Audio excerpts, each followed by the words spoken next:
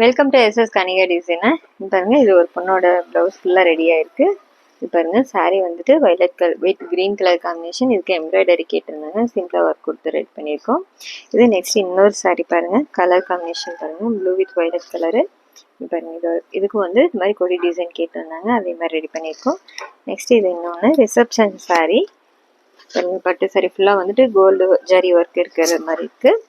இதுக்கு ப்ளவுஸ் வந்து சில்க் காட்டனில் எடுத்து கொடுத்துருக்காங்க. பேக்கில் வந்து போட் நெக் வச்சுட்டு இங்கே வந்து கட் ஒர்க் வச்சுருக்கோம். சென்டரில் இந்த டபுள் சைட்லேயே வந்து லைன்ஸ் வர மாதிரி ஒர்க் கொடுத்துருக்கோம்.